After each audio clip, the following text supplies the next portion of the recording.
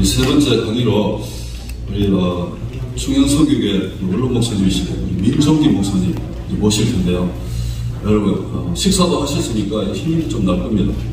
다시 한번 우리와 같은 박수로, 우리와 같은 함성과 박수로 이렇게 반갑게 맞이해주셔서 감사합니다. 저는 그 LA 쪽에 사는데 이렇게 오렌지 카운티 쪽에 내려와 보니까 이게 분위기가 다르다. 너무 귀하다 하는 생각이 들고요. 또 이렇게 차세대 성공하고 목사님들 나오셔서 강의 듣고 또 이렇게 행사하시는 거 생각할 때 참 너무 감사합니다. 무궁한 축복이 오렌지 카운티죠. 또 여기서부터 흘러넘치는 은혜의 샘물이 남가주 전체를 보게 되기를 예수님의 이름으로 축복합니다. 오늘 함께 말씀 나누기 전에 제가 잠깐 기도하겠습니다. 좋으신 하나님, 은혜를 감사합니다. 한 사람 한 사람 어둠 가운데 빛나는 별빛이 되어 이렇게 남가주를 비치게 하여 주신 것, 오렌지 카운티를 밝히 비치게 하시는 것, 또 영적인 좋은 생태계를 유지할 수 있도록 노력하게 하여 주신 것 감사합니다. 종들을 기억하여 주시옵시고 목회 현장에서 날마다 승리하게 하여 주시며 영적으로 승리할 뿐만 아니라 성도들을 잘 숨김으로 말미암아 그 종들을 통해서 하나님 나라가 확장되게 하여 주시옵소서. 감사드리며 그리고 주 예수님의 이름으로 기도하옵나이다. 제가 강의는 균형 잡힌 목회자의 삶 이런 제목을 정했습니다. 그래서 함께 말씀을 나누면서 저는 좀 노트를 이렇게 준비해 왔습니다. 여러분 나눠 가지신 노트를 좀 참고를 하면서 저는 이렇게 곁길로 빠지다가 못 돌아오는 사람입니다. 곁길로 빠지지 않기 위해서 제가 여러분 노트를 좀 준비를 해왔습니다. 그리고 PPT를 준비해서 빠른 시간 내에 소화를 하고 또 여러분 혹시 질문이 있으면 질문을 통해서 말씀을 나누도록 그렇게 하겠습니다. 저는 작년 12월 달에 목회를 마무리했습니다. 65세로 만 65세로 목회를 마무리했고요. 지금 이제 원로 목사로서 원로 목사 지금 좀 너무 적절하죠? 그러니까 원로 목사라는 말을 어디 가서 쓰기가 좀 남살스럽더라고요. 전혀 원로같이 제가 느껴지진 않고 다른 사람도 원로라고 잘 안 보시는 것 같아서 그런데 뭐 어쩔 수 없이 원로 목사로서 한 8개월 정도 이렇게 지냈습니다. 저희 교회는 법이 그렇게 되어 있기 때문에 제가 법에 따라서 교회의 정관에 따라서 임을 하게 됐고요. 지금은 아주 자유로운 생활을 하고 있습니다. 현실에 계신 목회자 여러분들을 생각하면 저도 그 길을 20수년 동안 걸어왔기 때문에 너무 훌륭하고 너무 귀하고 저는 뭐 큐티 끝나고 기도 시작했다 그러면 꼭 저희 교회 후임 목사인 구균건 목사님을 위해서 기도합니다. 왜냐하면 그 임무와 사역이 얼마나 고된 줄 알기 때문에 제가 또 그 길을 겪어왔기 때문에 그리고 저절로 목사님과 목사님 가정을 위해서 교육자들을 위해서 장로님들을 위해서 아직도 기도하고 있습니다. 담임 목사님들이 얼마나 귀중한지 모릅니다. 그리고 담임 목사님들의 사역이 굉장히 참 하나님 나라의 참 기초적인 그런 초석의 역할을 하기 때문에 좀 귀하다 생각을 하고요. 목회를 그만두고 나서 한 3개월 동안 계속 꿈을 꿨습니다. 근데 목회하면서 준비가 안 돼가지고 막 허둥대는 꿈이었어요. 그러니까 꿈에서 장로님이 목사님 내년 예산 아직 안 됐어요 그러는데 지금 너무너무 놀랐어요. 어떻게 예산 아직까지 안 찼지? 그런데 일어나면 크는 거예요. 얼마나 다행스러운지. 또 강단에 올라가는데 부목사님이 저한테 목사님 찬송 몇 장이죠? 그래서 찬송이 제가 15장 그냥 뭉텅이로 대답을 했어요. 그리고 얼마나 부담이 되는지 일어나자마자 전화기를 열어가지고 15장 내가 아는 건가 모르는 건가 찾아봤는데 다행히 아는 거더라고요. 그런 강박이 계속 있는 거예요. 그런데 한 3개월 지나니까 그런 강박이 없어지면서 이제 조금 좀 휴식하는 마음이 됩니다. 그러니까 목사님들이, 담임 목사님들 모르시지만 엄청난 강박과 그리고 신경 쓰는 것과 스트레스, 말하진 않는다 하더라도 그런 스트레스, 사모님도 얼마나, 사모님들, 우리 애가 엄마 흉내를 내는 거예요. 막 신경질 내고 애들 꾸짖다가 전화 오면 예 이렇게 내는 거예요. 엄마 어떻게 그럴 수가 있냐. 우리 꾸짖다가 어떻게 금방 그렇게 표정을 바꿀 수가 있느냐. 목회자 사모님들이 얼마나 참 수고가 많으십니까. 여러분이 아무튼 끝이 있어요. 저 같은 사람 보면 끝이 있다는 거 여러분 보시고, 이 터널에 끝이 반드시 있으니까 그 끝까지 잘 달려가시게 되기를 바라고요. 특별히 제가 목회자 선배님들을 이렇게 보면서 참 안타까운 것들이 너무 많았어요. 왜냐하면 처음 시작하는데 축복받지 못한 목회를 시작하는 그런 경우도 있고요. 또 목회를 마무리하는데 그냥 거의 밀려나다시피 마무리를 하게 되는 경우도 있고요. 그 다음에 목회 중간에 그냥 제 눈앞에서 보였던 친했던 목사님들이 가정이 깨지면서, 부부관계가 깨지면서 그만두는 사람들은 너무 많이 봤거든요. 너무너무 가슴이 아픈 거예요. 좀 균형을 잡은 생활을 한다면 훨씬 날 수 있겠는데, 저는 어제 5시에 제가 뭐 했는 줄 아십니까? 산에 올라갔습니다. 등산했어요. 왜 등산했느냐 하면 저희 원로 목사님이 일대 원로 목사님이 몸이 너무 안 좋으셨어요. 그래서 항상 성도들의 걱정과 기도를 받아야 됐어요. 그래서 저는 목회하면서 2시간 동안 서 있어도 끄떡없게 만들겠다. 그래가지고 제가 걷는 걸 했습니다.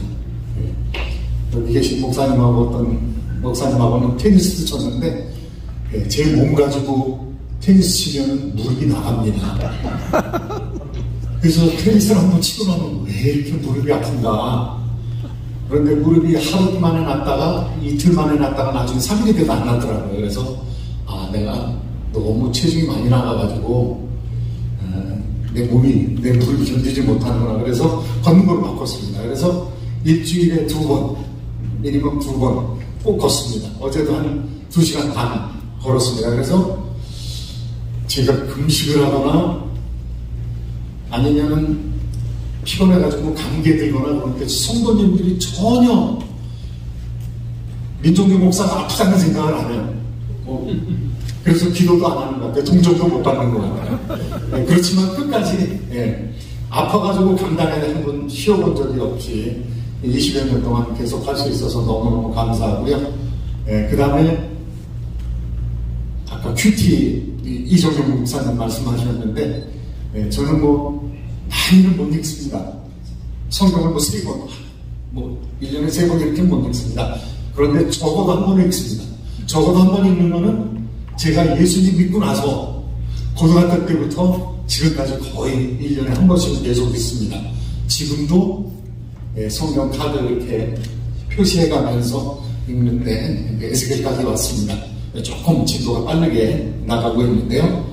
그리고 목회 초반부터 독서 클럽을 만들었습니다. 그래서 목회자가 성경도 알아야 되지만 일반 상식도 있어야 되거든요. 그리고 특별히 제가 전공하는 분야에 대한 새로운 책이 계속 나오니까 그거 업데이트를 해야 되거든요. 그래서 지금까지 계속해서 지난주 목요일 날에도 독서 모임 가졌습니다. 기독교 사회사상 덕회. 그래가지고 너댓 명이 모여가지고 중국에 들어오는 사람도 있고, 그래서 계속 책을 읽습니다. 왜냐하면 우리가 교회용만이 아니거든요. 우리 목회자들이 교회용으로 끝나서는 안 되거든요. 평신도들은 나가서 현장에서 뛰거든요. 그러니까 그 사람들이 현장에 들어가서 일할 수 있도록 도와줘야 되는데, 목회용만 끝나면은 그분들이 혹시 현장에서 약한 모습이나 잘못된 모습이나 생각이 짧다거나 그렇게 되면 안 되니까, 그분들을 돕기 위해서라도 우리가 계속 일반적인 상식이나 사회에 대한 것들을 소화를 해야 된다. 저는 그렇게 생각을 합니다. 목회 균형을 이루는 데 있어서 저는 오전에 힘입은 바가 큽니다. 특별히 정약용 선생의 목민심서는 12권으로 되어 있는데 처음부터 끝까지 제가 다 읽었습니다. 그리고 그냥 읽은 것뿐만이 아니라 읽고 토론을 했습니다. 두 사람이 읽으면서 정착한 어떤 교수님과 계속 토론하면서 끝까지 읽었습니다. 정약용 선생은 1800년 초반까지 사신 분이고요. 혹시 여기 가보신 분 계신지 모르겠습니다. 저요. 손 들어보세요. 강진에 있는 다산 초당입니다. 옛날에 아마 초가집이었던 것 같아요. 그런데 여기 18년 동안 귀향하면서 여기서 학문을 열고 했던 장소입니다. 이렇게 작은 방에다가 또 정원에 연못도 있고 그런 데서 학문을 하셨던 것 같습니다. 목민심서를 18년에 걸쳐서 책을 썼습니다. 그런데 이분이 예수님을 대답했어요. 우리나라 신학이 들어왔을 때 그 신학자들이 많이 있었는데 그 신학자들이 기독교를 받아들였어요. 그 당시에 기독교를 서학이라고 했습니다. 왜냐하면 서쪽에서 왔기 때문에 그 서쪽은 중국입니다. 중국에서 들어왔기 때문에. 그래서 이 가문에 있는 사람들이 바로 예수 믿는 사람들. 정재원이라는 아버님이 부인 한 분이 남씨 부인에서 돌아가셨고 정약현 형도 있었고요. 윤씨 부인 해남 윤씨입니다. 윤씨 부인 세 아들이 있었는데요. 약전, 약종, 약용 이렇게 있었고요. 누나하고 이승훈 씨는 최초로 예수 믿는 사람입니다. 북경에 가가지고 예수 믿고 들어온 사람입니다. 그러니까 거의 이벽은 이승훈한테 세례를 받았어요. 그리고 성경 공부를 주도했던 사람이고요. 그 밑에 나오는 황사형 백서 사건으로 군대를 끌어들이려는 편지를 썼다가 거의 멸문지화를 당했던 사람이고요. 그 다음에 좀 자세히 나오는 가계를 보면 순교자들이 얼마나 많이 나가는지 모릅니다. 그런데 정약용도 죽을 뻔했어요. 죽을 뻔했는데 정약종이라는 형이 두 사람을 살렸습니다. 나는 믿음이 너무 좋아가지고 전혀 예수를 부인할 마음이 없다. 그러니까 나는 죽어야 된다. 그런데 약전이와 약용이는 약전이 형과 약용은 아직 믿음이 온전하지 못하다. 그러니까 이 사람들 죽이는 건 잘못 죽이는구나. 그래가지고 중간에 있는 약종이 죽으면서 두 사람을 살렸습니다. 두 사람을 살려서 이 두 사람이 귀향을 가게 되었는데요. 정약용은 강진으로 귀향을 갔고요. 형 약전은 흑산도로 갔습니다. 그래서 흑산도에 가서 이분들이 예수님을 믿고 성경 공부했던 사람이란 말이에요. 지금의 경기도 천진암이라는 곳에 가면 거기 성경 공부했던 장소입니다. 그곳에서 성경 공부했고요. 지금의 서울의 남산 명동성당자리 거기서 주민의 집에 들어가서 성경 공부했어요. 예수 믿었습니다. 그런데 예수 믿고 나서 서양 문물과 함께 예수님을 받아들이고 우리나라를 개혁하기 위해서 노력했던 그런 사람들이죠. 그리고 예수 믿는 사람들이니까 자산이라는 곳은 흑산도를 자산이라고 하죠. 검은 산이다라는 뜻인데요. 자산하고 우리나라 최초의 생물도감을 만들었습니다. 어떻게 하면 어민들을 도울 수 있을까? 그래서 이 섬기니까 그 민중들을 도울 수 있어야 되는데 자산어부를 만들어가지고 물고기가 어떠어떤 것들이 있다. 바다에 사는 것들을 잘 이렇게 정리를 해야 되고요. 정약용은 원래 목민관을 했던 사람입니다. 백성들을 다스려서 수령 역할을 했던 사람이니까 수령이 돼서 백성들을 돕는다면, 목민을 한다면, 목민을 하는 종류의 두 사람이 있죠. 목회자하고 정치가입니다. 그러니까 이 사람들은 목양하는 사람들이죠. 목민하는 사람들이죠. 그렇게 하려면은 어떤 마음으로 어떤 준비를 하고 목회를 해야 되는가, 목민을 해야 되는가, 이거를 연구를 했습니다. 그래서 목민심서의 내용을 보면요, 12권의 책으로 되어 있는데 각 책이 6권으로 되어 있습니다. 그러니까 내용이 72개의 항목을 가지고 있고요. 목민관으로서 반드시 마음을 익혀야 하고, 그러니까 우리나라 사람들이 목민심서를 잘 읽고 관가에 가서 백성들을 도울 수 있었다면, 저대로만 했다면 우리나라가 조선시대에 저렇게 멸망하지 않죠. 그리고 이 사람은 실제적으로 화성을 쌓았습니다. 수원성을 쌓았습니다. 기중기를 최초로 사용을 해가지고 서양 문물을 가져다가 이 돌을 들어가지고 아주 아름다운, 거의 이조실의 마지막 성을 쌓았고요. 수원성에 부분적으로 이렇게 남아있습니다. 이 달레라는 사람이 한국교회에서 글을 썼는데요. 다산이 거기 그렇게 제가 확인을 안 해봤는데 다른 책을 통해서 보니까 다산이 마지막에 다시 경기도 자기 고향으로 남정면으로 돌아왔습니다. 남정면 지금 팔당 위에 있는 곳인데요. 팔당 위에 가보면은 제가 한 2달 전에도 그곳에 가봤습니다. 무덤이 있는데 가봤는데요. 거기서 이제 살다가 죽었는데 거기서 달레라는 사람이 그 교회사를 쓴 것에 의하면 집에 돌아와서는 늘 쇠사슬을 묶고 있었다고 합니다. 자기가 살아나긴 했지만은 예수 그리스도를 부정했기 때문에, 입술로 부인했기 때문에 거의 나머지 평생을 회개하는 마음으로 살았고, 죽기 전에 신부님한테서 고해성사를 했다고 뉘우치는 그런 일을 했다고 이렇게 교회사에 적혀 있습니다. 이 목회와 목민심서, 제가 목민심서를 읽으면서 목회를 이렇게 큰 픽처를 가지고 한다면은 크게 실수하지 않고 할 수 있을 텐데, 제가 한 10여 년 전에 목민심서를 읽으면서 그런 생각을 했고요. 제가 지금도 이제 대학에 나가서 신학생들 가르칩니다. 신학생을 가르치면서 멘토드 미니스트리, 멘토링 과목을 하면서 현실 목회에서 발생하는 문제들을 어떻게 해결해야 되는가, 이런 학생들하고 토론하게 되는데요. 이 얘기를 꼭 합니다. 12권의 책에 나오는 것을 우리가 목회자로서 어떤 준비를 해야 되고, 또 마지막은 어떻게 해야 되고, 실제적으로 삶은 어떻게 살아야 되는가. 그래서 12권의 내용이 부임, 율기, 봉봉, 애민, 준비해야 되는 부분입니다. 그리고 이호, 예병, 현봉, 이거는 사무군요. 그 다음에 마지막에 진황, 구제입니다. 그 다음에 해관, 관직에서 벗어나는 거, 어떻게 목회를 정리를 해야 되는가. 이걸 하나하나 우리가 한번 살펴보는 게 좋을 것 같은데요.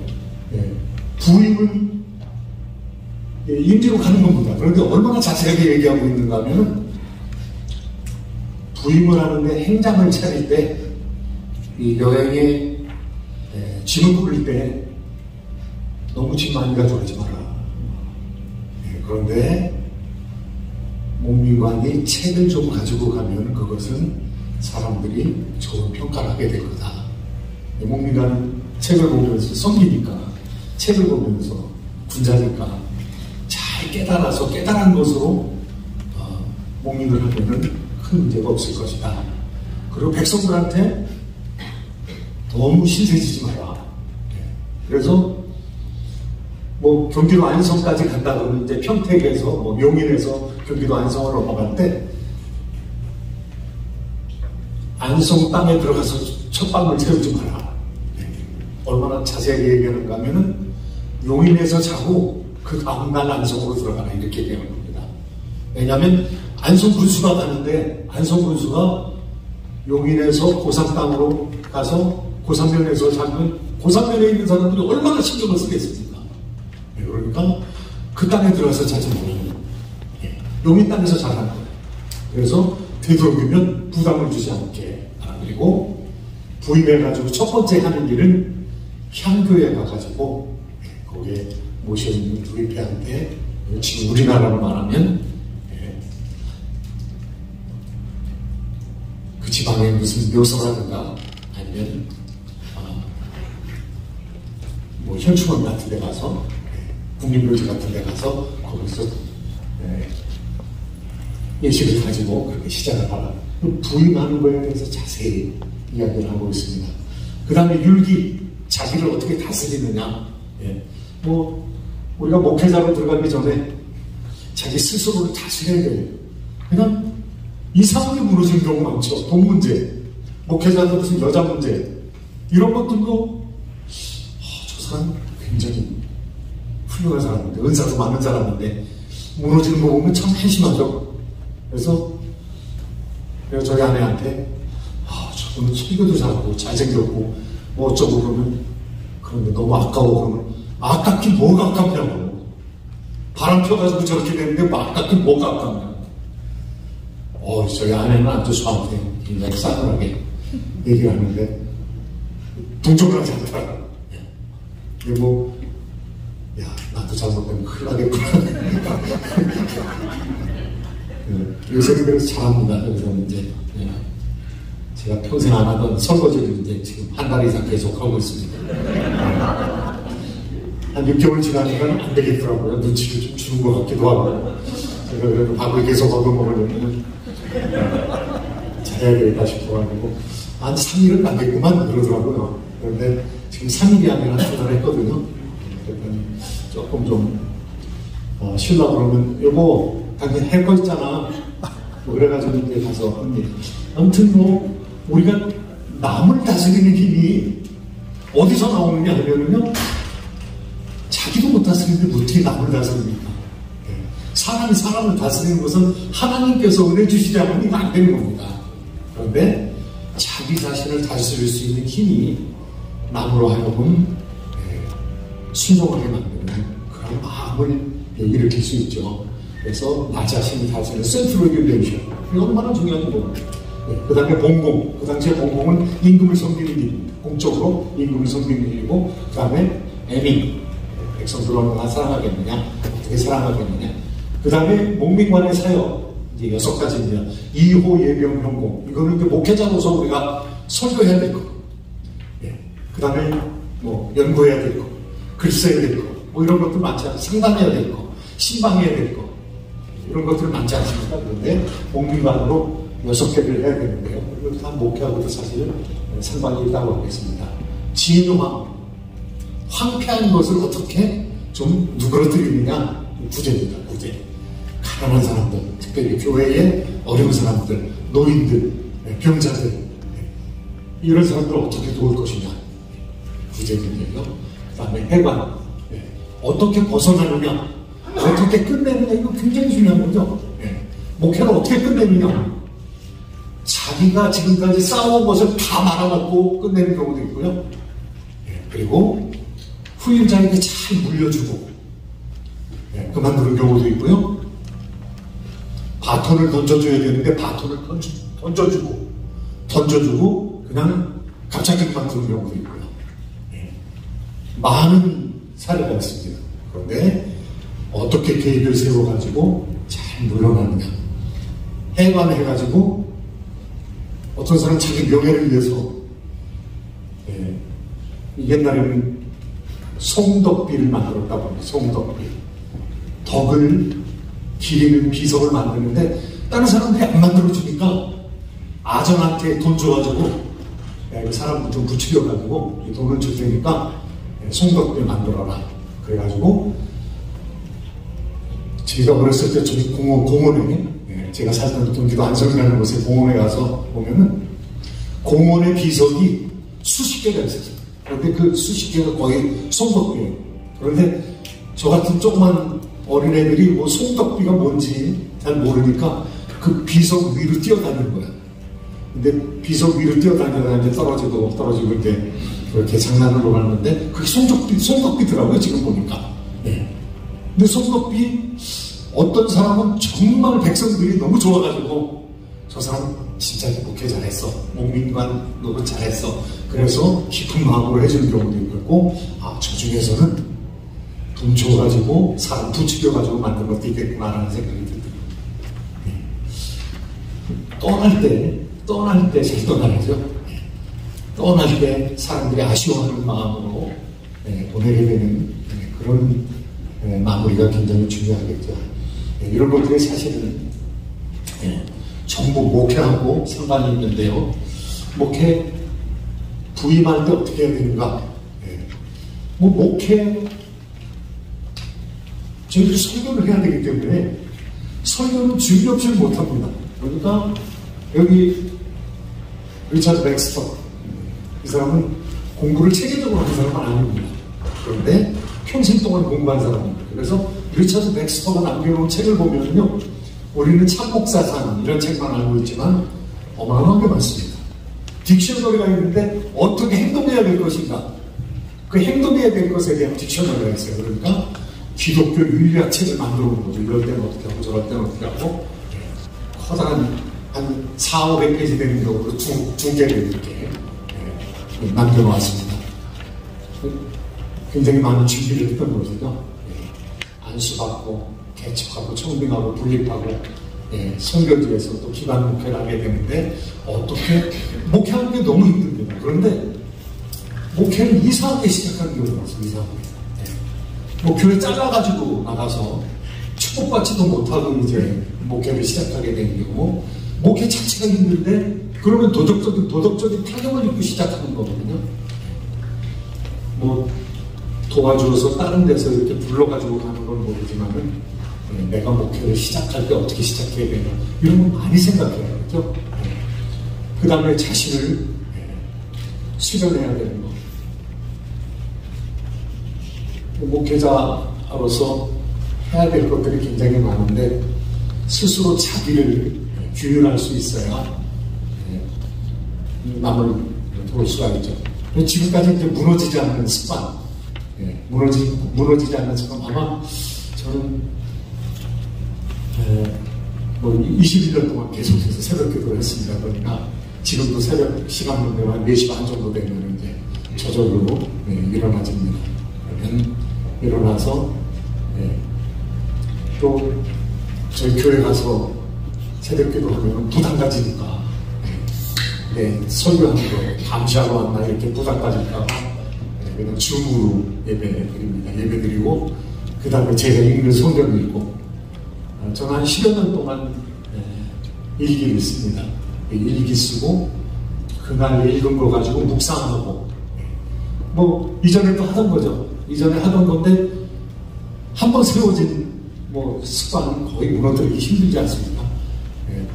인공위성을 궤도에 딱 올리면은 다시 추진하지 않더라도 궤도를 돌아가는 것처럼 습관이 수십 년 동안 딱 박히면은 그냥 그 습관대로 계속해서 살아갈 수 있게 되니까 셀프 레귤레이션, 자기 자신을 규율하는 것이 얼마나 우리의 좋은 습관이 되어서 목회에 도움이 되는지.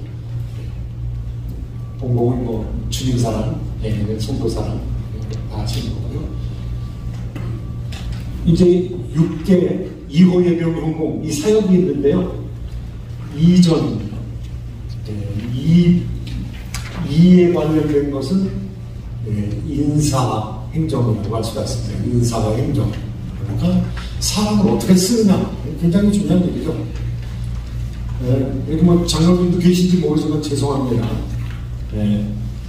목회자가 기본적으로 인사권을 행사할 수 없으면 목회는 너무 힘들죠. 지금 목회자가 다른 목회자를 이제 선택해가지고 세우는 거 스태프들을 세우는 거 아니겠습니까? 같이 일할 사람들을 세워야 되는데, 당에서 허락을 안 한다.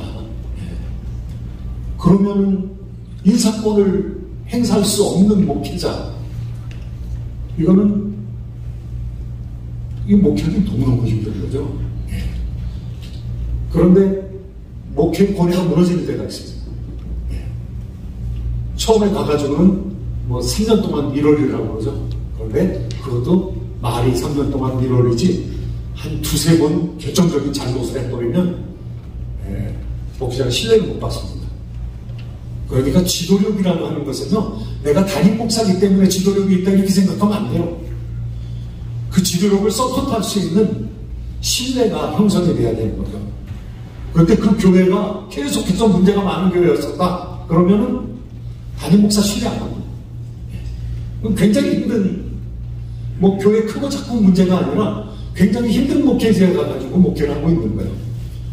그런데는요, 자기 살아남는 것도 힘들어요. 그러니까 부목사나 목회자 다른 사람을 선택하는 데 있어서 눈치 보면서 선택을 해야 돼요.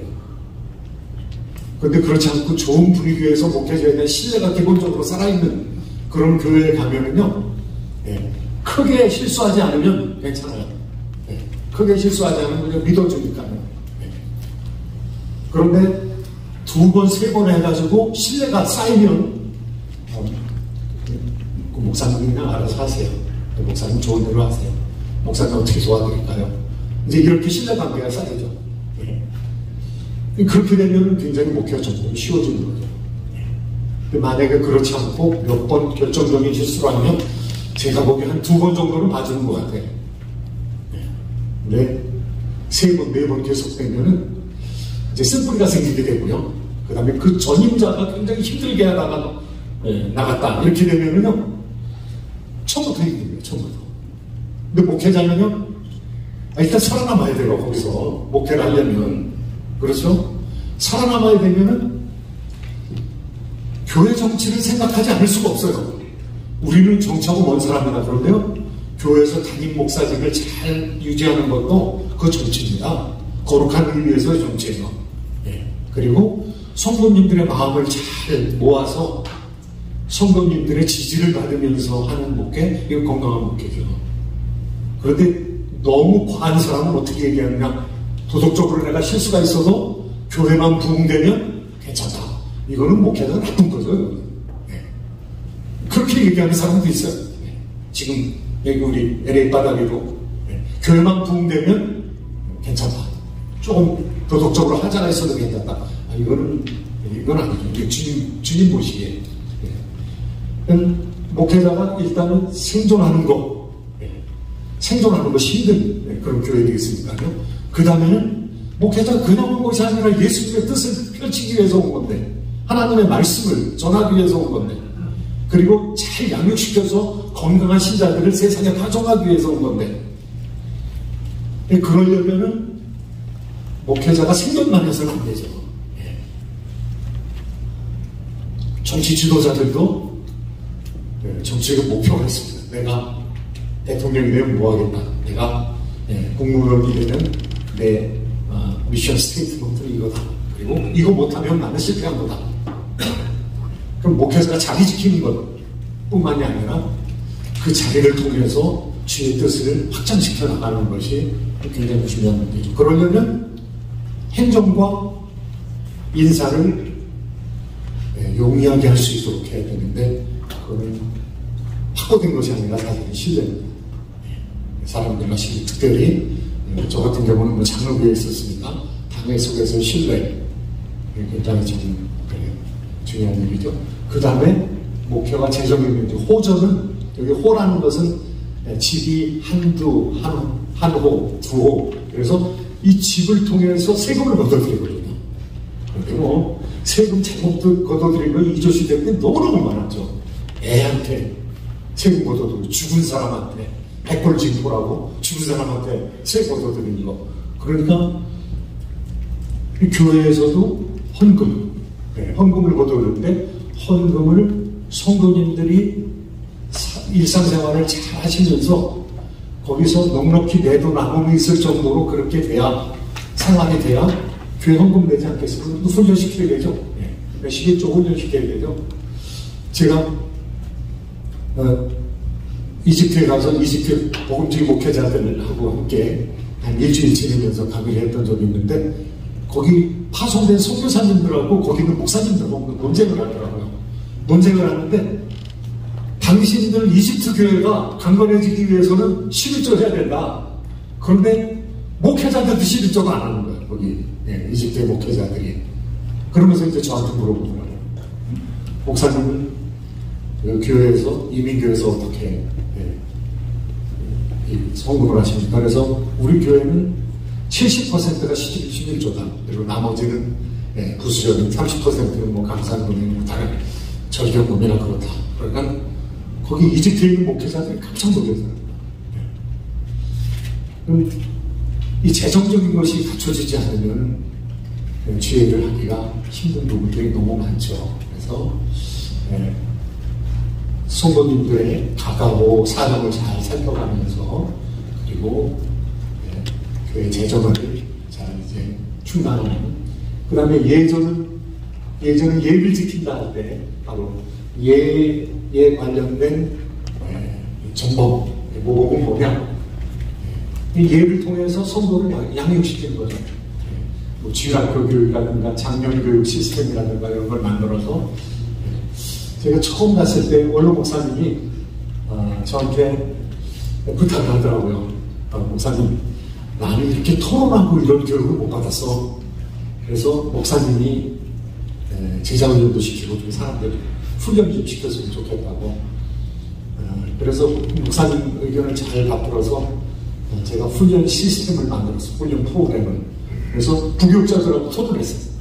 부교육자들 토론해서 한참 거의 뭐 한 6개월 동안 토론했는데, 우리 교회 목회를 어떤 면에서 어떻게 비전을 세울 것인가. 그런데 교육 목회, 좀 안정된 주택가니까 교육 목회하는 게 좋겠다.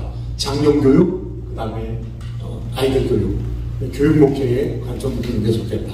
그럼 교육 목회를 어떻게 할 것이냐, 장년 목회를 어떻게 할 것이냐, 한참 토론하다 보니까 불러서 그 다음에 사람들을 잘 치유하고 고치고, 그 다음에 양육시켜가지고 세상에서 세속사자와 맞서서 승리할 수 있는 그런 교회를 만들어야 된다. 그래서 하다 보니까 어떤 부교육자가 목사님 이거 불고기 맛이네요 그러더라고요. 불러서 고치고 기르며 맞습니다. 이거 불고기 맛이네요. 그렇구나. 그래서 불고기 맛 기준이 생겼습니다.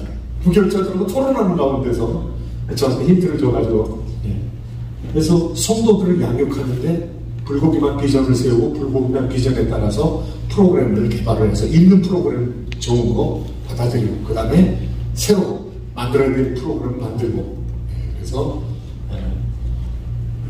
교육 목회 비전을 두고요. 그 다음에 성도님들이 양이잖아요. 그런데 너무 힘들게 하면 안 되잖아요. 그럼 모세가 백성들과 양들, 짐승들을 이끌어가는데 너무 빨리 가면 다 죽잖아요, 동물들이. 그러니까 천천히 됐단 말이에요. 천천히 많이 머물렀다가 또 이동하는 성령의 인도하심에 따라서 구름기둥과 불기둥으로 인도를 받았는데, 그래서 비전을 프로그램으로 만들어서 프로그램을 실천하는데 14년이 걸렸습니다. 그러니까 14년 동안 성도님들 피곤하지 않게 조금씩 1년, 2년 하면서 9개, 10개 정도의 프로그램을 이렇게 맞춰서 프로그램을 시행을 하고, 그 다음에 한 5년 동안은 이제는 내가 떠나도 되겠구나 라는 생각이 들더라고요. 그래서 업그레이드 하면서 한 5년 정도 지내고, 그 다음에 이제 물려줄 수 있었는데요. 그래서 뭐 저는 목회자가 오랫동안 있는 게 좋다고 생각을 합니다. 저는 21년 있었는데, 여러분 같은 경우는 뭐 연령에 따라서 또 청년에 따라서 다르겠지만, 목회자가 한 교회에 오래 있는 것이 장기간 계획을 세워서 성도들을 교육을 할 수가 있으니까요. 좋다고 생각을 하고요. 그 다음에 병전 했는데 여기 병은 그 군사 병사 할 때 병입니다. 그러니까 전쟁이 있는 거죠, 전쟁. 그래서 뭐 안성군이다 그러면 안성군에 포전들이 있는 거죠, 포전. 그럼 포전들을 훈련시켜야죠, 무장시켜야죠. 그런데 교회에서도 영적인 전쟁이 있죠. 무슨 표담의 권세와 전쟁이 있기도 하지만은 성도들이 설교 듣는 시간이 그때가 영적 전쟁 시간이에요. 세속적인 사조를 가지고 들어와가지고 성경 말씀으로 그 사조를 잘못됐다는 걸 발견하고 내가 우상이 뭔가를 발견하고 회개하고 그 다음에 결단하고 파송자의 삶을 살아야지 라고 결단하고 교회를 떠날 수 있게끔 만들어줘야 되는데요. 현대 우상들이 얼마나 많은지 모르겠어요. 영적인 기도와 축사로 뭐 나가는 경우도 있지만은 상담해야 될 경우도 있습니다. 영적 전쟁 여러 가지가 있는데요. 영적 전쟁 뭐 잘 하려면 시대사조를 우리가 알지 못하면 어떠한 적과 지금 내통이 되어 있는지 알 수가 없는 그런 상황이 되죠. 그 다음에 형전, 내부의 부패를 적절하는 것인데요. 이거는 현대교회에서 거의 잊어버린 7이라고 하겠습니다. 저는 7일을 한 대여섯 번 한 것 같습니다. 아주 심한 경우에는 교회에서 내쫓아 재경을 시킨 경우도 있고요. 또 뭐 수찬정지를 시킨 경우도 있고요. 그 다음에 근심, 권계, 뭐 여러 가지를 했습니다. 그건 굉장히 힘들어요, 사실은. 안 하고 넘어가는 게 굉장히 좋은데, 안 하면은 교회의 순결을 유지하는 기능이 없어집니다. 교인이 바람이 났습니다. 남편이 바람이 났어요. 그런데 가만둬야 될까요? 가만히 있을 수가 없었어요. 그래서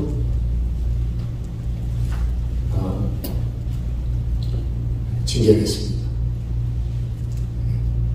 모든 직분을 다 뺏었고 면직을 시키고 그 다음에 제명을 시켰어요. 제명을 시켰는데 이분이 한동안 교회를 나왔어요. 그러더니 교회를 떠났어요. 떠났다가 뭐 어머니 권사님은 나오시는 거죠. 그러니까 그 어머니 권사님이 이제 수요일 날에 와가지고 저한테 우리 아들 어떻게 기도하면 좋겠어. 그 바람난 여자하고 관계가 빨리 끊어지게끔 아주 매력이 싹 사라지게끔 기도하세요. 저는 그렇게 기도하고 있어요. 정말 그렇게 되더라고요. 조금 가니까 내가 잘못됐구나. 애들끼리 망가지니까. 애들이 공부 잘하는 애들이 아버지가 막 흔들려 버리니까 얘네들이 공부를 안 하는 거예요. 그래서 뭐 학교 그냥 그만두더라고요.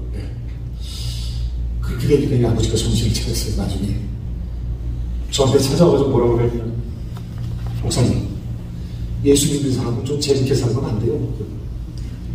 그거를 말이라고 하니까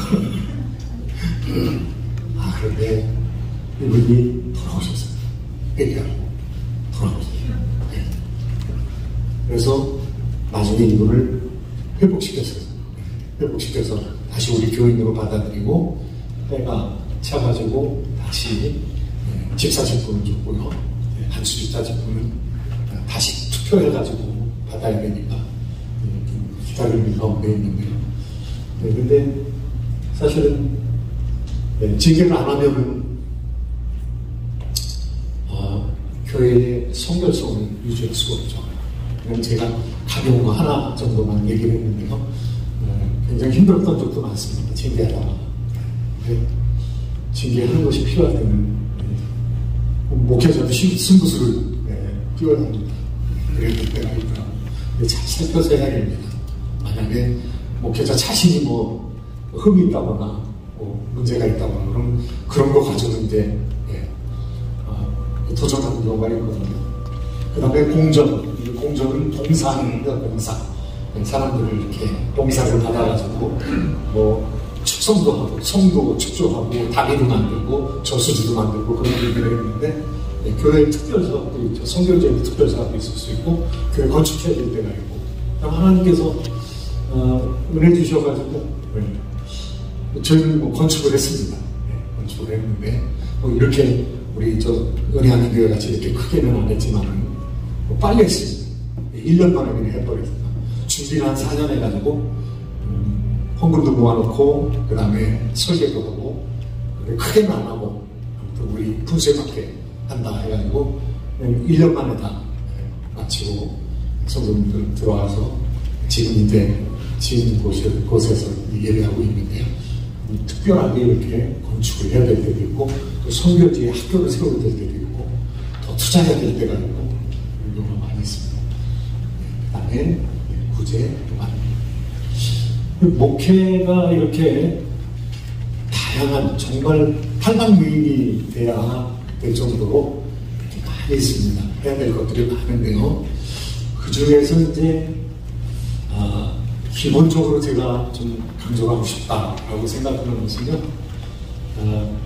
목회자의 시야가 저는 교회가 전부가 돼서는 안 된다고 생각합니다. 하나님 나라가 전부가 되어야 된다고 생각을 해요. 네. 하나님 나라하고 교회는 다르죠. 하나님 나라는 하나님이 다스리지 않는 곳이 없죠. 이 세상에 완스케일일지라도 하나님의 통치로부터 이거 떨어져 나간 곳이다라고 얘기할 것이 아무데도 없죠. 시간도 주의 것이고 장소도 주의 것이고 모든 영역이 주님의 것입니다. 그러니까 목회자의 원대함, 너희는 하나님의 나라의 이 영광스러움과 광대함을 누리면서 살아라. 이런 말씀처럼 우리 예수님께서 하신 말씀입니다. 예수님께서 뭐라고 말씀하셨는가? 같이 한번 읽도록 하겠습니다. 예수께서 대답하시되 내 나라는 이 세상에 속한 것이 아니니라.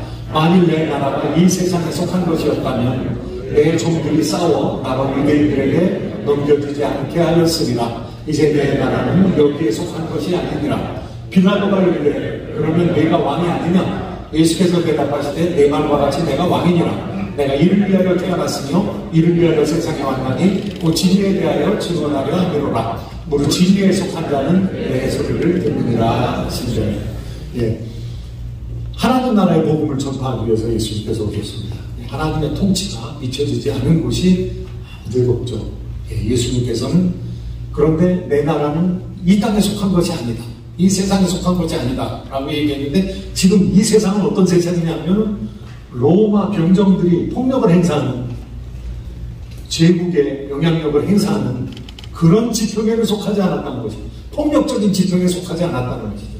무력과 칼에 의해서 일어나고 없어지는 그런 지평에 속하지 아니하였다.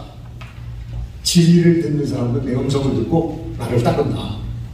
그러니까 진리가 뭐냐 하고 그냥 훅 나가버립니다. 그런데 예수님께서 이 세상과는 다른 지평, 이 세상과는 다른 하나님 나라라는 지평에서 예수님께서 사역을 하셨고 십자가로 그 나라를 이루신 것이죠. 예수님의 나라는 구별된 나라입니다. 로마의 지평, 열심당의 지평과 로마의 지평은 같아서 그렇게 싸우는 거죠. 이 열심당은 대거배열은 단검 뜯고 다니는 사람입니다. 그러면서 로마에 빌붙어서 사는 사람은 그냥 찔러 죽이는 그런 자유투사 노릇을 했는데요. 그런 무력으로 일어나고 없어지고 하는 나라가 뭡니까? 나라가 어떻게 세워집니까? 미국이라는 나라는 어떻게 세워졌습니까? 거기 물론 하나님의 분명한 뜻이 있지만은 미국이라는 나라가 세워질 때는 영국하고 전쟁에 승리해가지고 세워진 겁니다. 만약에 미국이 망한다고 하면 어떻게 망하겠습니까? 전쟁으로 망하게 될 가능성이 많죠. 하나님의 심판으로. 우리나라가 어떻게 세워졌습니까? 우리나라가 2차 대전 끝나고 나서 우리가 독립되지 않았습니까? 이 세상 나라는 그렇게 무력으로 세워지곤 하는데, 그런데 예수님의 나라는 진리, 복음, 진리가 너희를 자유케 하리라 했는데 그 자유의 복음을 통해서 우리가 무슨 폭력을 억압해가지고 우리가 예수 믿는 거 아니잖아요. 75년에 제가 예수님 믿게 됐는데 예수님께서 찾아오셨어요. 빗속에서 저한테 말씀하셨어요. 내 앞에서 다른 신을 얘기해주지 말라. 나중에 성경 보니까 나 외에는 그렇게 썼는데 왜 내 앞에서 한 번만 하나님께서 저한테 말씀하셨거든요. 왜 내 앞에서라고 했는지 모르겠어요. 그런데 나중에 신학을 하면서 원문을 찾아보니까 파님이라는 얼굴이라는 말을 썼더라고요. 나의 면전에서 내 앞에서 다른 신을 내게 두지 말라. 원어에 더 가까운 번역이라는 생각이 들었습니다. 진리가 우리를 자유케 하면서 이 세상으로부터 노임받게 하고 다른 나라를 보게 만들어 주시는 거죠. 예수님 나라, 이 땅에 속하지 않은 특별한 나라인데요. 예수님 나라는 다차원적인 차원에서 우리가 생각해 볼 수 있죠. 교회뿐만이 아닙니다. 그래서 이 고전적인 신앙을 가르쳐 주셨던 분들이 이걸 알았어요. 어거스틴은 두 나라가 있다는 것을 알았어요. 그래서 City Past 하나님의 나라와 The City of the Earth, City Past Terrena, 이 땅에 두 왕국이 있다는 걸 알았어요. 그리고 그 두 왕국은 전체가 다 사랑에 의해서 매개가 되는데 이 땅에 대한 사랑, 세속적인 권세에 대한 사랑, 이것이 땅의 왕국을 만든다고 생각을 했고요. 하나님에 대한 사랑이 하나님 나라를 만든다고 그렇게 생각을 했습니다. 루터와 켈빈도 자기가 교회를 섬기지만 그 교회와 세상을 하나님께서 동일하게 섬기고 있고, 그래서 루터는 하나님께서 두 개의 칼로 통치하신다고 생각을 하는데 이 두 개의 칼은 큰 관계가 없다고 생각을 했어요. 그래서 2차 대전 때 히틀러가 있어도 루터 교인들이 그냥 가만히 있는 거예요. 별로 상관이 없으니까. 그런데 켈빈주의자들은 그렇지 않죠. 켈빈은 두 나라가 밀접한 관련성이 있고 하나님께서 두 영역을 다 통치하신다는 거예요. 그러니까 교회는 국가에 대해서 가르쳐줘야 되고 국가가 뭐 하는 것인지 국가는 교회를 방어해줘야 된다는 거예요. 외적인 이런 토대를 마련해줘야 된다는 거죠. 그래서 두 나라가 밀접한 관련성을 가지고 있다고 생각을 했기 때문에 켈빈주의자들은 지상 최초의 혁명가들이었어요. 그래서 켈빈주의자들이 굉장히 정치에 대해서 관심이 깊었죠. 그 켈빈주의가 영국에 들어가서 영국 성공회를 맡고 나왔습니다. 성공회에 속해 있는 수많은 사람들이 청교도가 됐어요. 리차드 백스터, 그 사람이 쓴 A Holy Commonwealth라는 책이 있는데요. 거룩한 공영체. 여기 오다 보니까 커먼웰스라는 길이 있더라고요. 이 커먼웰스가 이게 청교도적인 단어입니다. 이거 그냥 스테이트라고 안 하고요. 국가, 스테이트라고 그냥 안 하고요. 네이션이라고 안 하고 커먼웰스라고 해요. 이 커먼이라는 것은 공동의 그런 뜻이거든요. 웰스는 부입니다. 부. 공동의 재산이라는 거예요. 공영체라는 거예요. 함께 다스린다는 거예요. 이거는 공화국을 창시한 사람들, 민주공화국을 창시한 사람들이 커먼웰스라는 말을 썼어요. 이 나라라는 것이 우리가 다 함께 나누어서 다 함께 참여해서 세우는 것이 커먼웰스다. 그래서 영국을 커먼웰스라고.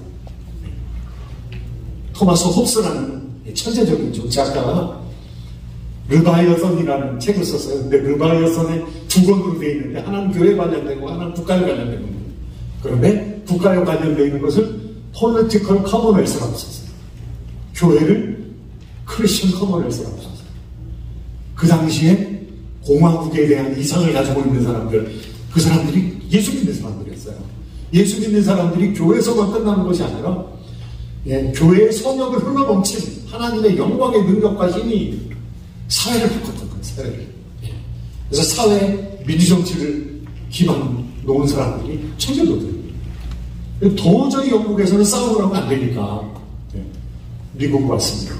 미국으로 와서 자유로운 나라, 세계 최초로 왕이 없는 나라, 국민들에 의해서 통치되는 나라, 이 나라를 세운 거죠. 혁명적인 청교도혁명을 통해서 이렇게 세상에도 영향을 미치는 그런 사람들인 거죠. 목회자는 그런 면에서 세상에 대한 시간이 없어서 10분밖에 안 남았는데 빨리빨리 넘어가도록 하겠습니다. 예, 1974년에 로잔 언약이 있었습니다. 50년이 흘러가지고 내년에 한국에서 로잔 언약 50주년 기념일 되는데요. 한국 사람들이 전부 간부로 다 들어갔습니다. 그래서 한국이 기독교가 장성을 했어요. 아마 해보라는 거예요. 네. 그런데 로잔 언약의 백미는 뭐냐 하면요. 복음주의자들이 그 전에도 예수 믿고 성경의 무엇성을 믿고 전도해야 되고 영혼 구원이 중요하고 이거 다 알았어요. 그런데 로잔 언약의 특별한 것은 사회적 책임이 있다는 것을 로잔 언약에서 최초로 지금부터 50년 전에 스님이 다시 확인하는 위대한 선언의 제약인가 발전이 이제 내년에 한국에서 있을 예정인데요. 목회자는 교회의 면역자인 것은 물론이요. 세상의 면역자라는 거죠. 예. 아브라함 칼포라는 사람은 신칼빈주의자입니다. 칼빈주의를 더 발전시킨 사람인데요. 하나님 왕권의 신학자예요. 하나님의 영광, 하나님의 왕권이 세계 속에 이루어져야 된다는데 사회는 다차원적으로 구성이 되어 있거든요. 그러니까 변할 수 없는 하나님의 통치가 그대로 미쳐져야 되는데 이쪽에 있는 사람이 저쪽에 정치에 있는 사람이 교회에 들어가가지고 주인이 있어서 안 된다는 거예요. 그러니까 영역이 분리되어 있다는 거죠. 정치라는 국가적인 영역, 경제라는 산업적 영역, 가정의 영역. 정치가들이 이 가정을 세워야 된다, 이거 폐해야 된다, 이렇게 할 수 없다는 거예요. 예. 가정은 고유의 하나님께서 세워주신 영역이라는 거죠. 교회의 영역, 예술의 영역, 학교의 영역. 예. 그런데 전제주의는 뭐냐? 전제. 김일성, 그 다음에 중국 같은 데는 전제입니다. 예. 정치의 영향력이 다른 영역들을 식민지배하고 있는 자유가 없는 거죠. 예. 어떤 데는 중세 같은 경우에는 교회의 영향력이 다른 곳을 식민지배하고 있는. 예. 그런데 정말 자유로운 것은 이런 영역들이 평등하게 상호작용을 하는 그런 나라를 꿈꿨습니다. 그리고 본인이 1901년부터 1905년까지 아브라함 칼포가 수상 노릇을 했습니다. 그런데 사상이 굉장히 많은데요. 사상과 사상가들이 굉장히 많은데 우리는 교회의 사고를 발전시킬 수 있는 우리의 친구가 될 수 있는 사상가들을 우리가 선정을 해야 되는데 제가 보기에는요. 이 성경의 사상을 거의 그대로 얘기하고 있는 사람이 프린스턴에서 가르치고 있는, 책을 쓰고 있는 마이클 월처, 유대인이기 때문에 이와 비슷한 생각을 하고 있어요.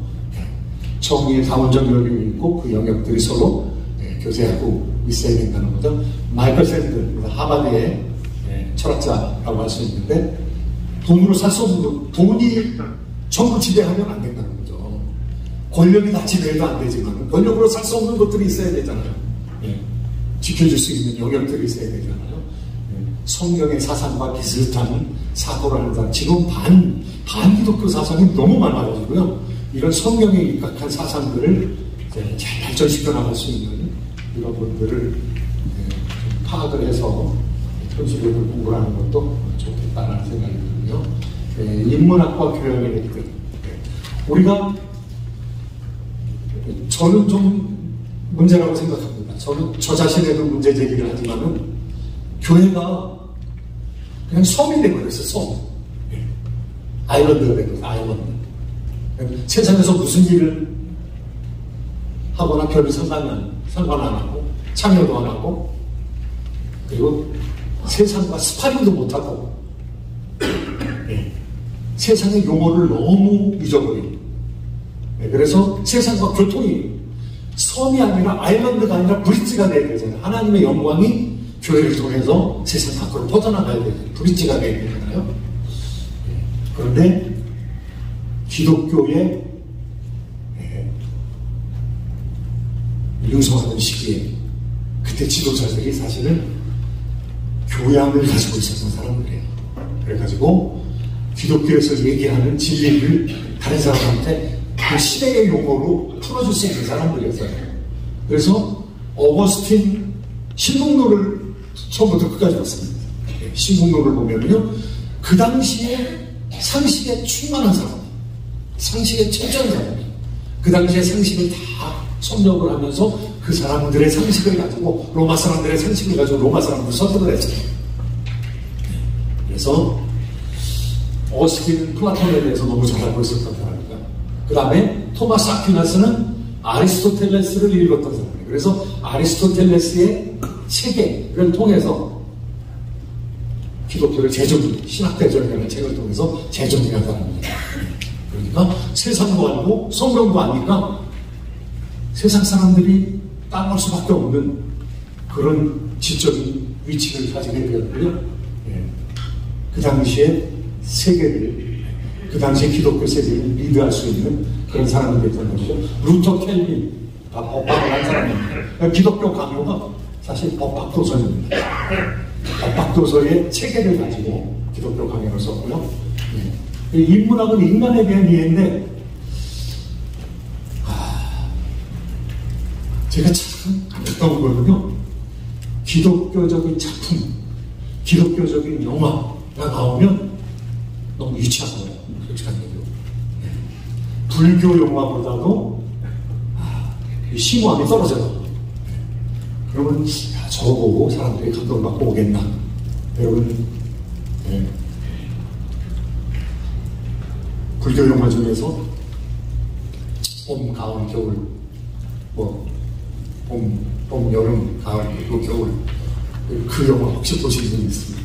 인간의 욕망을 적나라하게 그렸죠. 인간의 열정도 적나라하게 그렸고요. 그런데 사랑의 온자탄, 얼마나 좋은 소재입니까?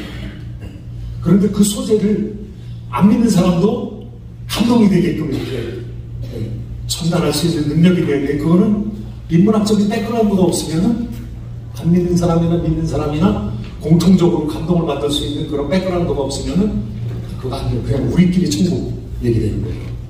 그런데 설교도 마찬가지예요. 설교도 심한 경우에는 하나만 한 설교하는 경우도 있고요. 그리고 설교했는데 교회 내부용이 있고, 설교를 해가지고 세상까지 변화시킬 수 있는 설교가 있다면 굉장히 이상적이겠죠. 그런 것들은 사실은 인문학적인 통찰을 가지고 하느냐 안 하느냐에 따라서 우리가 하나님 나라의 설교자고 하나님 나라의 사역자이기 때문에 이런 것들이 이제 필요하다고 하겠습니다. 여기에 대해서는 뭐 시간 관계상 내가 많이 얘기하지 않겠습니다. 내가 누구인가를 하는 게 참 굉장히 힘든 일이죠. 우리가 영성의 변화, 목회자 영성에 대해서 우리가 강조를 해야 되는데, USC 철학교수입니다. 지금 돌아가셨지만요, 라바스 빌러드라는 사람인데요, 마음의 변형, 마음의 혁신이라는 책을 통해서 사람에 대해서 얘기하고 있어요. 사람에 대해서 변화된다고 그러는데 어떻게 변화돼야 되느냐? 마음이 변화되어야 된다고. 마음 가장 깊은 곳, 가장 깊은 곳에 마음의 핵심 기능은 의지 기능이라는 거예요. 의지 기능. 그런데 그 의지를 결단할 수 있게끔 만들어주는 것이 감정하고 이성이라는 거예요. 감정하고 이성은 자유를 제공하는 거예요. 그리고 결심하는 거. 결심이 강한 사람, 의지가 강한 사람은 그 결심을 오랫동안 밀고 나가고, 의지가 약한 사람은 작심삼일이고 이렇게 되는 거예요. 그러니까 의지가 굉장히 중요하다고 그러고요. 그 다음에 사고와 감정, 그 다음에 육체, 행동으로 가려면 이 육체가 움직여져야 되겠죠. 그 다음에 사회적인 것, 주변의 환경을 변화시켜야 되고요. 이런 것들까지 우리의 혼이, 우리의 소울이 이런 것까지 다 포섭을 해야 된다는 거죠. 그래서 이게 전인적인 변화를 준다고 그러는데 이런 것들을 다 고려해야 된다는 것입니다. 저는 목회자가 된 것이 사실 다행이라는 생각이 듭니다. 저는 정치인 활동입니다. 그 다음에 정치 철학을 하기 위해서 미국에 왔다가 외도를 하기 시작했어요. 외도. 신학교에 가서 한 과목, 두 과목 첨가하기 시작했어요. 그런데 왜 그렇게 했느냐 하면요, 제가 예수 믿고 나서 정치학 하는데 한국 정치학 하는 사람들은 거의 하나님에 대해서 얘기 안 해요. 그래서 그냥 이상하다. 중세 사상은 거의 중세 정치 사상이 다 성경에 관련된 건데 왜 이렇게 없을까?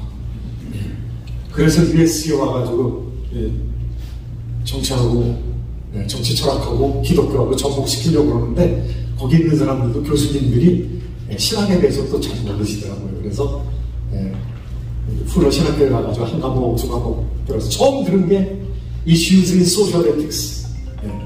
그 옛날에 풀로 총장 하셨던 리차드 마우 선생님 강의를 들었어요. 그런데 너무 좋은 거예요. 그 다음에 Social Ethics, 그 다음에 콜린 브라운의 크리스천 필로소피 이런 거 들으니까 너무너무 좋은 거예요. 야, 이거 뭔가 되겠다. 가격을 놓을 수 있겠다. 그런데 신학을 다 공부하려고 그러니까 그렇게 하면 10년도 더 걸리겠더라고요. 그래서 이거 안 되겠다. 이걸 USC 좀 때려치고 갔다가 다시 돌아오자. 내 아내가 공부 잘하면서 딴짓하려고 그러냐고. 그래서 제가 아내한테 그랬죠. 당신이 기도한 게 있잖아. 당신 사모된다고 그랬잖아.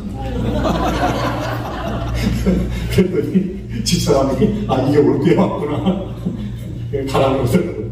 그래서 신학을 제가 7년을 공부했습니다. 7년을 공부하고 정치신학, 정치 철학, 그 다음에 정치윤리 이런 것들을 이제 공부할 수 있는 그런 기회가 됐는데 우리가 그냥 목회자들이지만 저도 그냥 배워가지고 좀 학교에 가서 학교만 할 줄 알았어요. 그런데 하나님께서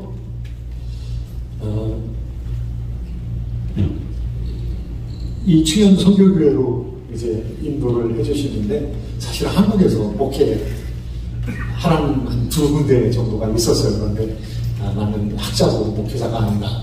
그런데 여기서 10년 동안 유학을 하면서 교회에 무지무지 많이 빚을 졌어요. 사랑의 빚을 졌어요.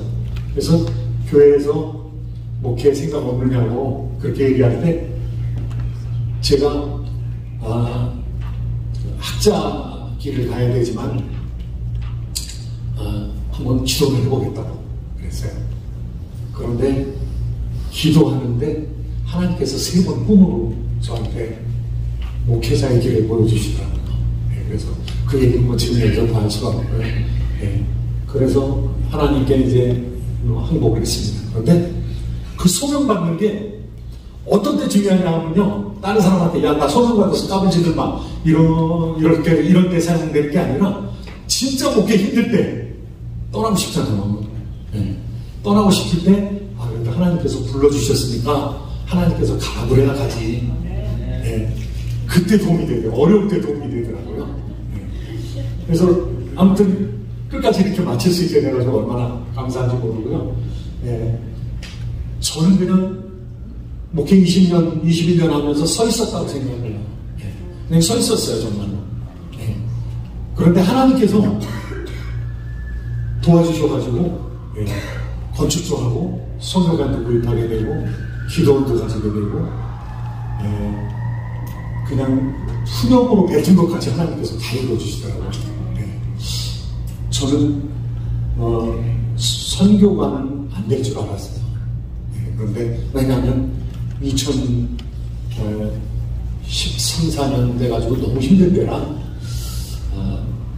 소위원회를 좀 구성을 해가지고 선교관 좀 한번 기획 좀 잡으라고 그랬더니 소위원회 하신 장로님들이 전부 지금 너무 성도님들 생활이 어려워가지고 지금 하면 안 될 것 같다고 그러더라고요. 그래서 제가 그럼 그렇게 하겠습니다. 그리고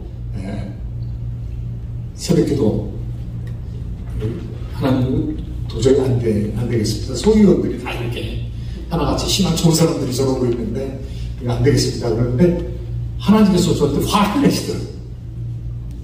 야, 소위원 네가 짓냐? 이러더라고요. 내가 하지 네가 하냐? 제가 하나님 화내는 거를 보고 그리고 하나님께서 저한테 야, 너도 한번 해 그러더라고요. 얼마 할래? 그러더라고요. 그래서 제가 와이프하고 상의하고 해야 되겠습니다. 이 얘기는 못하고 5만 불 하겠습니다. 근데 지금 5만 불이 어디 있습니까? 5만 불 하겠습니다. 그리고 그날 아내하고 얘기하면서 티격이 났어요. 그렇게 중요한 거는 나하고 상의하고 해야지. 그래서 미안하다고 그랬는데 사실 하나도 안 미안해요. 왜냐하면 아브라함도 그렇게 했거든요. 상의하면 뭐 아브라함한테 그 이삭 가서 바치라고 그랬겠어요. 근데 만불만 깎으라고 그러고 그래서 많이 안 깎는 게 다행이라고 그렇게 생각을 하고 4만 불을 헌금을 했는데요. 하나님께서 강의를 더 주시는 거예요. 더 주셔가지고 한 주에 500불씩 해가지고 40제에 다 갚아버렸어요. 하나님께서 그렇게 돈을 또 주시죠. 그래서 내가 와이프한테 그런 거예요. 당신이 만불 안 깎았으면 그거 플러스 알파가 있었는데 믿음이 약해가지고 이렇게 됐다. 아무튼 뭐 그래가지고 선교관을 장로님들 설득을 하는데 장로님들 말씀이 다 맞습니다. 그런데 하나님께서 저한테 책망하십니다. 네가 짓느냐 그렇게 얘기하십니다. 하나님께서 지으시겠다고 그러니까 그냥 믿음으로 나갑시다. 그리고 한 사람씩 다 얘기하라고 그랬어요. 그랬더니 대부분의 장로님들이 목사님께서 그렇게 조명을 받으셨는데 우리가 따라가야죠 그러더라고요. 그래가지고 헌금을 했어요. 70만 불 그냥 집 캐시로 살 수 있게끔 70만 불 헌금을 했는데 90만 불이 들어오더라고요. 뭐 크게로는 뭐 크지 않은 돈이지만 하나님께서 그냥 넉넉히 캐시를 사서 남을 수 있게끔 집을 구입하게 해주시더라고요. 그래서 저는 그냥 서 있었어요. 그런데 건축할 수 있게 해주셨고 막판에는 바닥에 저희 교회가 뭐 7.6개 그런데 이렇게 됩니다. 그러니까 바닥에 이게 깔으려면은 35만 불 들어요. 35만 불. 그러니까 야, 내가 35만 불을 줄 거 어딨냐. 근데 이 바닥만 보면은 제 마음이 깨진 것 같아요. 내가 이거는 못하고 가는구나. 그랬는데 그 옆에 어떤 회사가 거기 들어와서 쓴다고 그러면서 쓰는데 거기 파킹낫이 모자라니까 우리 교회 파킹낫을 대신 쓸 건데 그 파킹낫 쓰는 대신 우리 교회 포장을 해주겠다고 그러더라고요. 그래서 그냥 끝나버렸어요. 생각만 하고 한숨만 쉬는데 한숨 쉬는 것까지 하나님께서 다 해주시더라고요. 그래서 그냥 하나님 그냥 믿고 그냥 쓰기만 하면은 일은 그냥 하나님이 하시고 하나님 영광을 그냥 바라보게 되더라고요. 소명과 사역의 이 정도 하고 시간 죄송합니다. 제가 시간을 한 10분 더 썼습니다. 지금 질문 받으면 제가 역적될 것 같고요. 다른 분의 시간을 더 먹는 거니까 제가 잠깐 기도하고 마치도록 하겠습니다. 좋으신 하나님 은혜와 자비를 감사합니다. 미래에 하나님의 여군들이 여기 있습니다. 주여 성령으로 함께하여 주셔서 하나님 참으로 이 지역사회를 변화시키고 하나님의 영광의 역사가 나타나게 하여 주시며 모세를 앞에 세우고 하나님의 영광이 지나갔던 것처럼 이곳에 있는 종들의 주위를 향해서 앞으로 뒤로 위로 아래로 하나님의 임재 영광이 지나가게 하여 주시옵소서. 하나님의 놀라운 은혜의 사역을 통해서 하나님께 영광 돌릴 수 있도록 은혜 베풀어 주시옵소서. 예수님의 이름으로 기도드리나이다. 아멘.